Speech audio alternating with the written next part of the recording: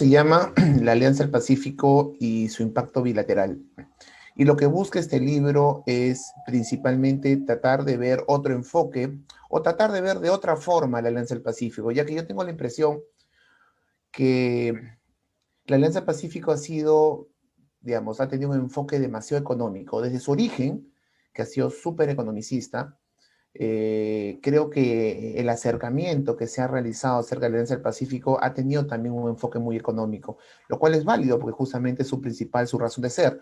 Pero creo que la Alianza del Pacífico también tiene otro tipo de manifestaciones, se expresa de otra manera, se expresa también en el ámbito de lo político, en el ámbito de la cooperación, en el ámbito de la seguridad.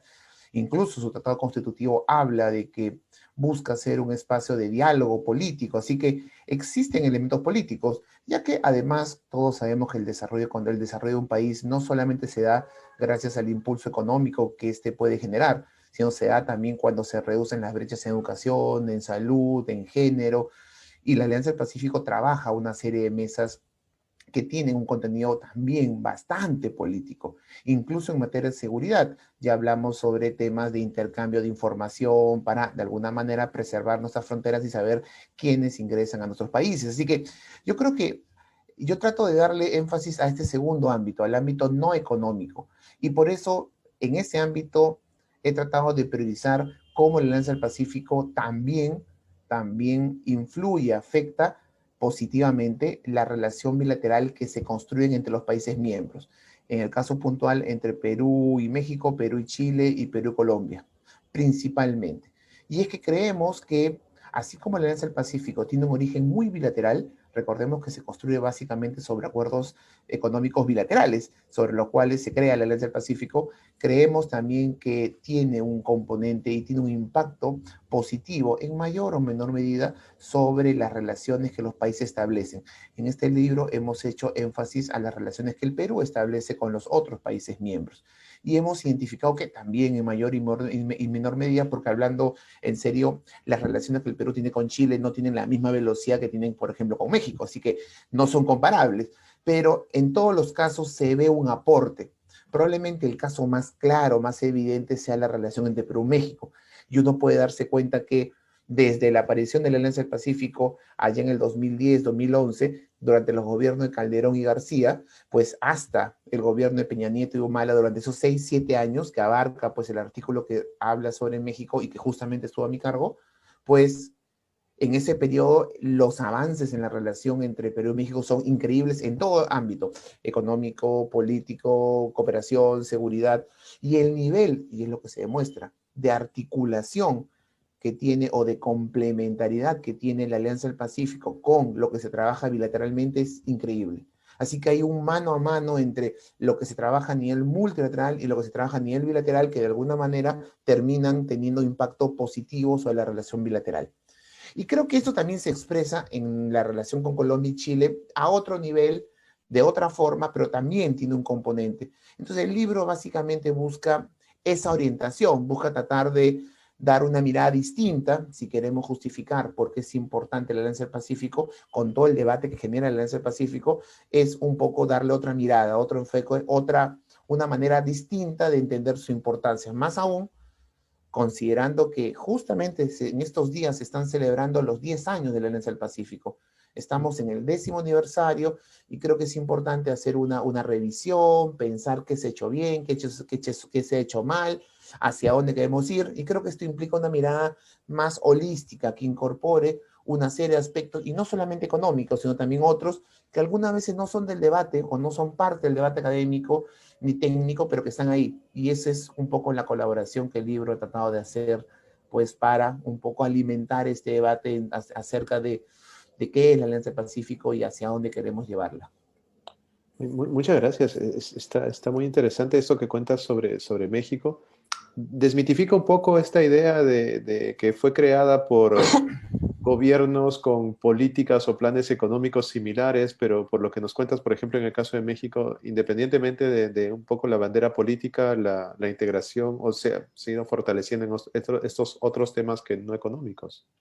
Ciertamente la similitud económica, la similitud política ha sido un factor importante.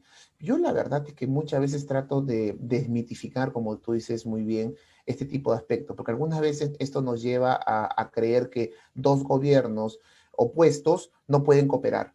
Y eso no sucedió, por ejemplo, de García y Correa en su momento. Más bien creo que la etapa de Correa en Ecuador y de García en Perú fue una etapa muy activa en materia de cooperación, siendo diametralmente opuestos, como también lo vemos hoy en el Asia Pacífico con AMLO, con Andrés Manuel López Obrador en México, que no ha mostrado mucho interés en el Asia Pacífico, pero eso no implica que el Asia Pacífico no pueda seguir caminando, no pueda seguir desarrollándose, probablemente a pasos más lentos. ¿Pero por qué? Porque finalmente México, a pesar de sus diferencias ideológicas que puede tener con países o con gobiernos como el peruano, yo estoy convencido, o el colombiano, estoy convencido que México tiene interés de integrarse al Asia Pacífico, sobre todo considerando hoy, por ejemplo, que el Asia Pacífico constituye hoy el motor del centro del mundo, el motor político, el motor económico, y el Asia Pacífico está caminando en torno a ese objetivo. Así que yo no veo sentido para que Andrés Manuel López Obrador, cualquier otro que aparezca, incluso en el Perú, mañana más tarde en la presidencia, vaya a patear el tablero del Alianza del Pacífico con todas las oportunidades que te puede brindar para bien y para mal. Tampoco hay que decir que la Alianza del Pacífico es la gran invención, pero hay que ser sincero, a nivel regional, cuando uno analiza la crisis del multilateralismo en la región y ve la situación de la CELAC, de la OEA, de Mercosur, de CAN, de UNASUR, de PROSUR, del ALBA, uno dice, ¿qué queda? Pues queda la Alianza del Pacífico, con todas sus limitaciones, digamos, ¿ok? Porque tampoco es que la Alianza del Pacífico ha logrado construir un gran mercado intrarregional. Todavía el mercado intrarregional entre los cuatro países es muy, pero muy reducido a comparación de mercados interregionales como el Mercosur o como la Unión Europea. El mercado interregional de la Alianza del Pacífico es menos del 5%, es realmente casi inexistente, es muy reducido. Seguimos comerciando con países que están ajenos a la región.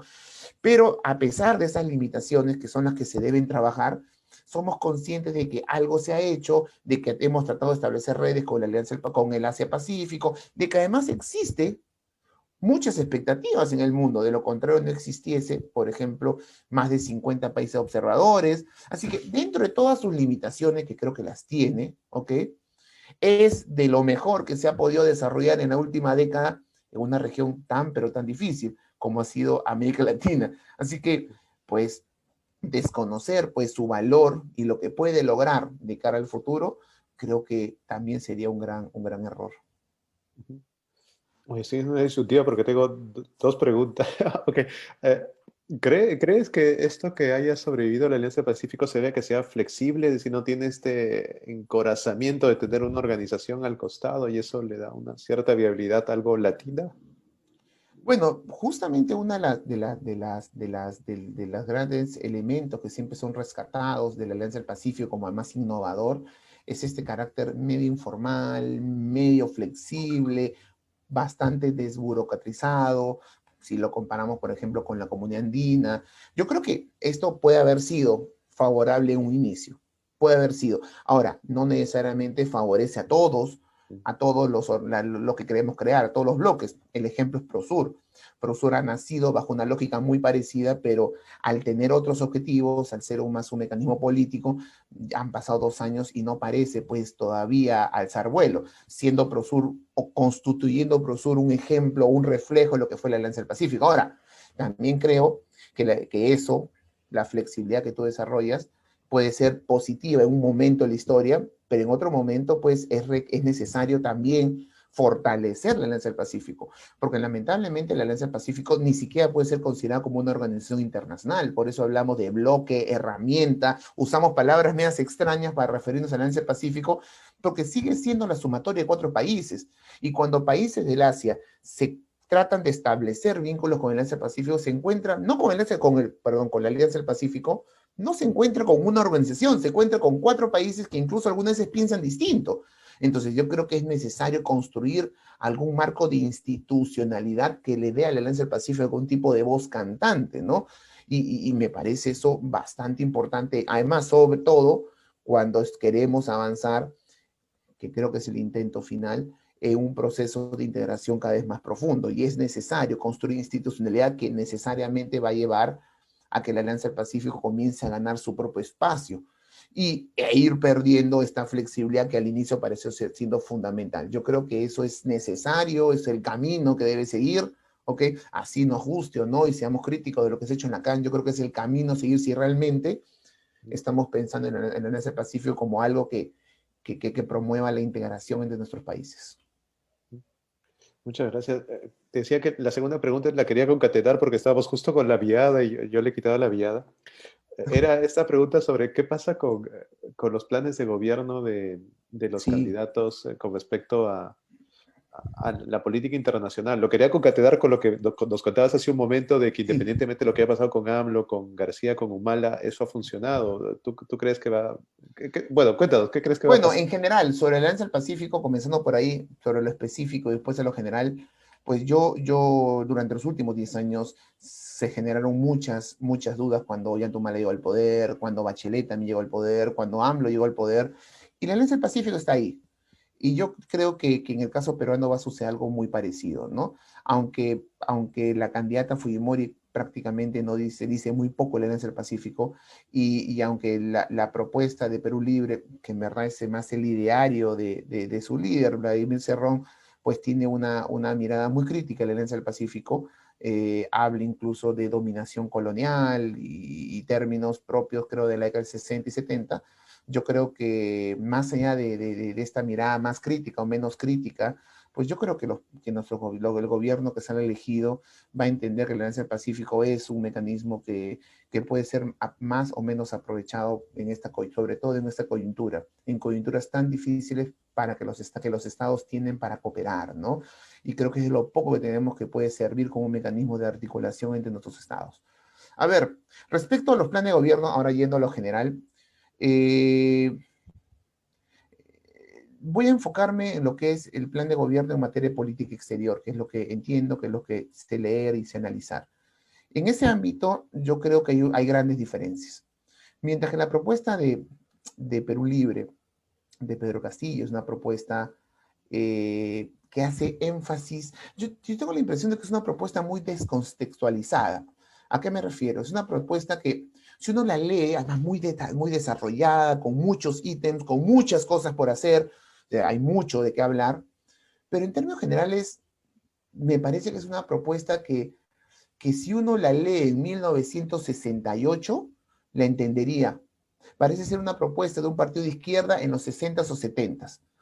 Hay muchas referencias al imperialismo estadounidense, a la dominación colonial, muchas referencias a la necesidad, un discurso muy soberanista que pareciera recordar el debate autonomía-dependencia propio de la década del 60 y 70, y parece desconocer lo que pasa en el mundo en la actualidad, el proceso de crítica o de crisis de la globalización, la dinámica China-Estados Unidos, hacia dónde va el mundo, el papel que tienen actores no estatales, la sociedad pues que se ha transnacionalizado y el rol que tiene en la actualidad, la inserción del Perú en ese contexto, la realidad política y económica regional que es terrible. Es decir, uno siente que existen una serie de procesos, por ejemplo, el tema vinculado con el papel de la diplomacia consular en el exterior para satisfacer las necesidades de nuestros compatriotas, que son casi 4 millones de peruanos en el extranjero, es decir, realidades muy actuales que además creo que tienen una importancia fundamental en el contexto actual mundial, regional y para los intereses del Perú,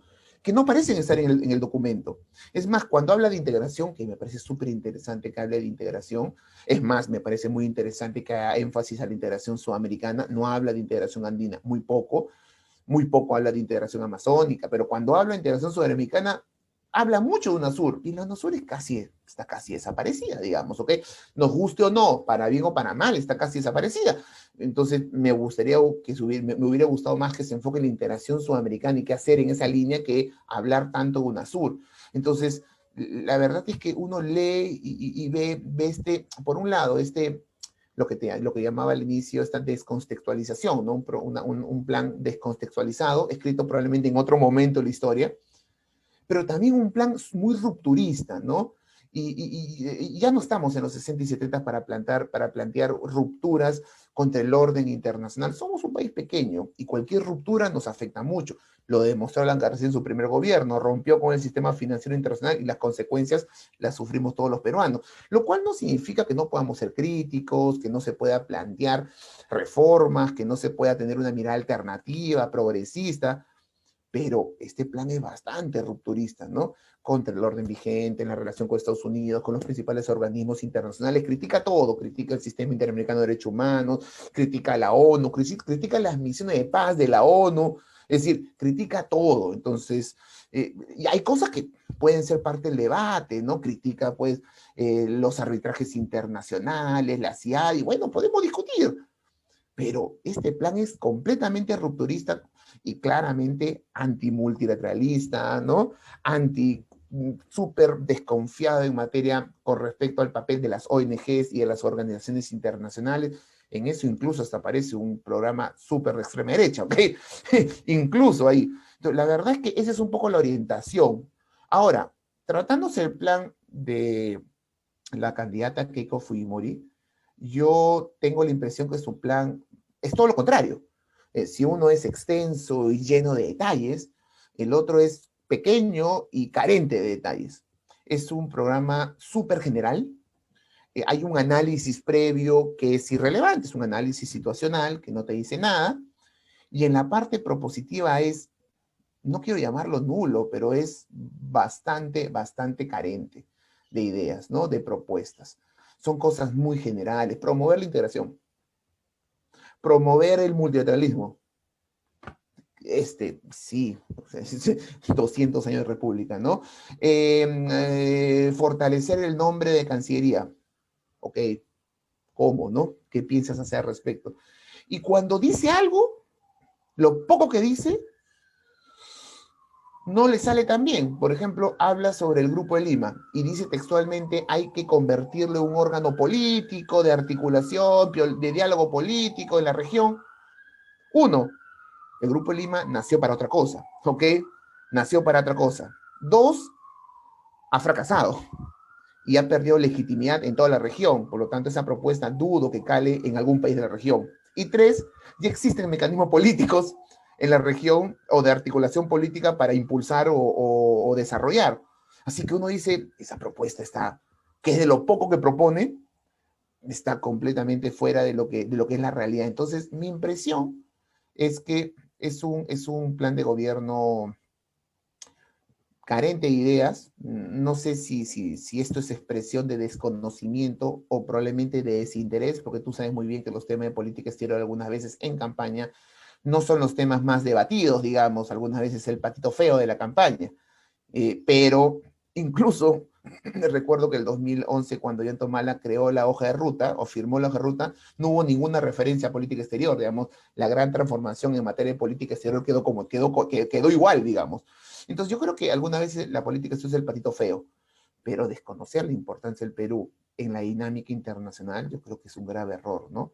Y creo que el plan de Keiko lo muestra. Ahora, si hay algo positivo en el plan de Keiko, como en el plan de Pedro Castillo, que ya lo mencioné, es que pareciera que existe cierta continuidad con lo que se viene haciendo, ¿no? Hay una referencia incluso a la importancia en la Cancillería en la pandemia y en la recuperación económica, que es el mismo discurso que hemos visto desde el gobierno de Vizcarra hasta el gobierno de Sagasti, el mismo discurso. Entonces, ciertamente la continuidad en algunos casos puede ser importante, ¿no? Y pareciera que eso es un poco el plan de gobierno dentro de la escasez, la propuesta de política exterior del plan de gobierno de Fuerza Popular. Entonces, ¿crees o podría haber indicios a partir de lo que nos contabas que pasó en el 2011 y esto del patito feo, que tal vez la política exterior va a comenzar a pensarse, quien gane las elecciones la va a comenzar a pensar más o menos al primer, segundo año y habrá un cierto continuismo? ¿O crees que sería posible incluso un rompimiento en el caso de darse de cualquiera de los dos candidatos, ¿no? Sí, es difícil no responder, porque Ujú, en verdad, ujú, si uno se atañe, si uno revisa la experiencia nacional al respecto, uno se da cuenta que en todo sentido los planes de gobierno no suelen ser, pues, herramientas de gestión de los gobiernos, ¿no? Cuando suben al poder. Y creo que en política exterior sucede algo muy parecido. No suelen ser, pues, las herramientas de gestión o tu guía, ¿no? En la toma de decisiones, no, suelen guardarse un cajón, ¿no? Entonces, eso genera que haya mucha inestabilidad, que no sepamos qué va a suceder. Y si además pones a dos candidatos que generan tanta desconfianza en la población, una por su pasado y otro por su discurso, si sumas desconfianza en candidatos, sumas el marcado irrespeto a los planes de gobierno por los últimos candidatos, eh, podemos esperar cualquier cosa, ¿no?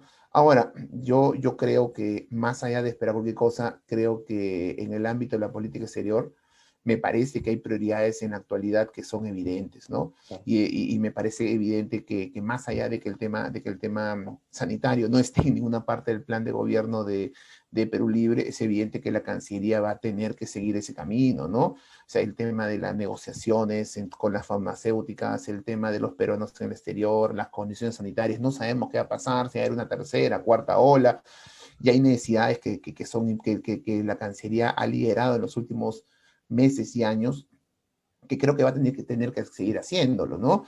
Hay necesidades por construir mecanismos de cooperación más fuertes para hacer frente a situaciones como la sanitaria, la migratoria, etcétera, el cambio climático. Así que yo creo que hay toda una agenda ahí que los dos candidatos van a tener que abordar, ¿no? Abordar. Y creo que no va a haber espacio, por lo menos en el primer año y medio, no va a haber mucho espacio para hacer algo muy creativo, digamos, ¿no?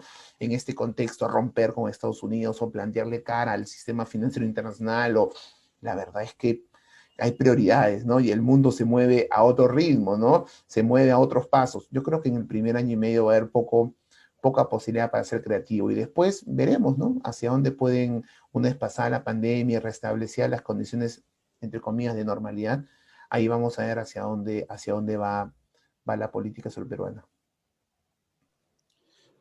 Muchas gracias. Creo que tengo un ruido de fondo, pero tal vez por el tiempo también, por agradeciéndote, íbamos al tercer tema que está relacionado un poco con esto que ahora comentas, ¿no? Es el soft diplomacy de las vacunas. ¿Qué se Sí. entiende por ello, ¿no? ¿Cuál es la situación allí? Lo que sucede es que en esta dinámica de poder entre las grandes potencias, sobre todo entre Estados Unidos y China, es evidente que China está aprovechando pues una serie de condiciones y elementos que Estados Unidos ha desaprovechado en los últimos tiempos, sobre todo durante el gobierno de Donald Trump.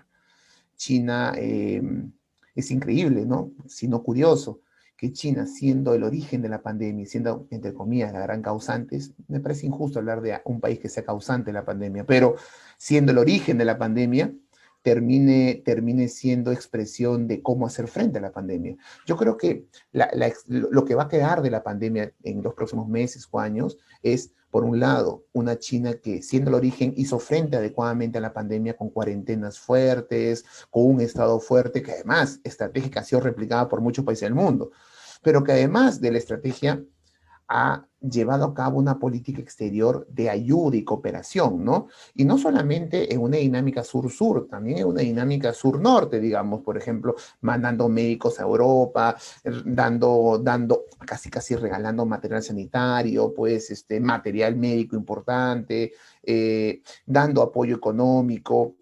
En el caso peruano, por ejemplo, la primera comunicación de Xi Jinping con Vizcarra en su momento fue en marzo, ni bien iniciando la pandemia.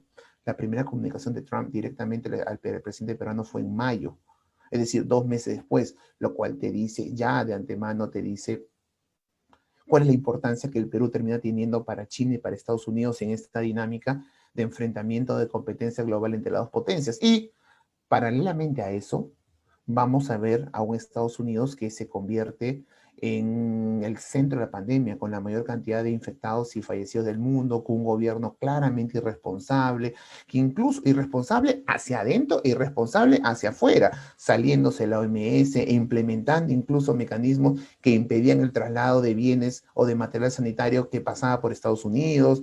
Es decir, y con claramente poco interesado en el papel que Estados Unidos como potencia mundial debía tener frente al mundo, ¿no? Claramente poco interesado. La otra vez leía un libro de Fareed Zakaria, 10 lecciones para el mundo pospandémico, y él decía, y afirmaba que Estados Unidos en materia de cooperación ha gastado casi lo mismo que China en materia de cooperación con otros países. El problema es que no lo conocemos. El problema que es, obviamente comenzó más tarde, no tuvo la misma publicidad, o más bien la publicidad negativa de un gobierno irresponsable termina pues opacando cualquier mecanismo de cooperación, no tuvo un liderazgo desde el presidente que es fundamental para que eso tenga mayor impacto. Entonces, al final, la cooperación puede haber sido muy similar, pero es evidente que China pues la desarrolló, la popularizó, le pusimos el nombre de la política de las mascarillas, y ahora eso contribuye con el soft power. ¿Y qué es el soft power de un país? Es la capacidad de ser atractivo, es decir, la capacidad de generar algún tipo de reconocimiento. Y es evidente que después de la pandemia probablemente muchos volteen a China y digan, China lo hizo bien internamente, lo hizo bien externamente. Estados Unidos no lo hizo bien internamente y no lo hizo bien externamente. Y ese reconocimiento es fundamental si quieres realmente consolidarte como una potencia mundial, que creo que es el gran objetivo que tiene China en esta competencia hegemónica. Es más, ya se dice hoy, ya se afirma hoy, que luego de toda la pandemia, el crecimiento, la posibilidad de que China supere como primera economía del mundo Estados Unidos, se ha adelantado 5 años. Se pensaba que esto podía ser 2032, 33, 34, y ahora se habla de 2028 como primera economía del mundo. Solamente como un detalle, si a esto le sumamos que se convierte en la potencia económica, en la potencia tecnológica, en la potencia en materia de soft power, pues faltaría el tema militar y estamos casi hablando de la nueva potencia hegemónica en el mundo. Y creo que por ahí va el tema, ¿no? Y por eso es importante hablar de esto, porque esto no es solamente, quiero ser buena gente y mostrarme como buena gente al mundo, no, es parte de una dinámica global de competencia hegemónica que hoy tenemos a dos grandes países, uno en declive como Estados Unidos y uno en ascenso como China. ¿Y crees que con Biden ya no se puede jugar esta carta de bajarle un poco estos ánimos a China diciéndole, tú eres el origen de la pandemia, tú eres, como en algún momento se quiso jugar, ¿no? Sí, sí. Yo creo que Biden tiene mucho interés por lo que viene sucediendo con China. Además, esta competencia con China no la inicia Trump, la inicia Barack Obama. Es decir, Barack Obama y su giro al Asia ya nos decía acerca de por dónde tenía que ir las prioridades de la política exterior estadounidense. Y Biden ha demostrado en estos meses de que piensa continuar su política. Todos esperamos que obviamente los decibeles del enfrentamiento bajen, o mejor dicho, cambie la estrategia. Porque, para citar un ejemplo, mientras que para Obama el TPP, el Trans-Pacific Partnership, era expresión de la competencia de China y Estados Unidos, era un poco, ¿no?, el RCP compitiendo con el TPP y ambos pues bajo dos grandes liderazgos en Asia-Pacífico. O sea, era parte de la competencia, era parte de la contención de la expansión de China en Asia-Pacífico. El TPP de alguna manera jugaba ese papel. Cuando llegó Trump no lo entendió así, no entendió el TPP en esos términos, que es básicamente un poco ¿no?, de equilibrio diplomático, ¿no?, de equilibrio un poco más soft, ¿no? Y él entendía más bien el enfrentamiento de manera directa, y más bien entendía el TPP como nefasto para los intereses económicos de Estados Unidos, y él más bien entiende aranceles, golpe, y eso puede ser muy riesgoso, tanto para ambas economías como para el mundo, digamos, ¿no? Felizmente China no ha querido entrar en ese juego, eso para bien del mundo, pero ya ha logrado, ya ha preferido cooperar, porque además es consciente que todavía no está en condiciones de competir con Estados Unidos, como lo puede estar en 5 o 10 años. Entonces, cuando vemos a Biden, yo creo que Biden va a continuar, la importancia de la amenaza china para Estados Unidos es evidente. Lo que creo que va a comenzar a cambiar un poco la estrategia. Hace una estrategia que va a ser más al estilo Obama, más diplomática, más política, menos confrontacional, menos riesgosa también, ¿no?, para los intereses de Estados Unidos y el mundo. Ahora, ciertamente esto va a comenzar a suceder, pero sucede algo fundamental en Estados Unidos en la actualidad, y es que el gobierno de Trump ha dejado muchas bombas internas en Estados Unidos. Y esas han sido las prioridades y creo que van a seguir siendo las prioridades de Biden en los próximos meses. Es decir, Biden llega con una tasa de fallecidos muy alta, con una pandemia desbordada, sin vacunas o con muy pocas vacunas, con muchos reclamos internos, con una sociedad muy fracturada en torno a la pandemia, en torno a los temas sociales y raciales. Entonces, yo creo que el gobierno de Biden si bien está tratando de recuperar un poco su presencia internacional, estableciendo vínculos con diferentes países que los había roto Trump, uno, sus prioridades claramente son internas, es decir, las bombas que dejó Trump a nivel interno le va a costar hacer frente. Las hace hacer frente no tan mal, bien, creo que ha cumplido con las vacunas, hay políticas que está implementando para un poco, para un poco eliminar estas fracturas, reconciliar a la población estadounidense. Yo creo que lo está haciendo bien, pero por ejemplo en ese cuadro Latinoamérica no aparece. Es decir, en estos últimos 3, 4 meses Latinoamérica no está en el radar de Estados Unidos y no hemos estado, digamos, en el radar de Estados Unidos. Así que yo no veo un Estados Unidos con capacidad de competir en materia de soft power con China en el mundo, no veo un Estados Unidos con grandes prioridades internacionales y menos que esas prioridades pasen por América Latina, ¿no? Más bien veo un Estados Unidos más preocupado por la dinámica interna estadounidense por obvias razones, consecuencias de Donald Trump. Vaya, muchísimas gracias, Oscar, sobre todo por tu tiempo. El tiempo es democrático porque también te permitirá hacer otras cosas, pero No, a nombre de todas nuestras espectadoras y espectadores te lo agradecemos mucho. Gracias de verdad. no, Víctor, gracias, gracias por la invitación, hablar temas que nos interesan y que tienen impacto, ¿no? Y que son muy actuales y que creo que deberían ser parte de una agenda más presente, ¿no? En los medios, en todos los lugares. Y creo que espacios como estos aportan bastante a difundir un poco lo que está pasando. Muchas gracias, Víctor, por la invitación.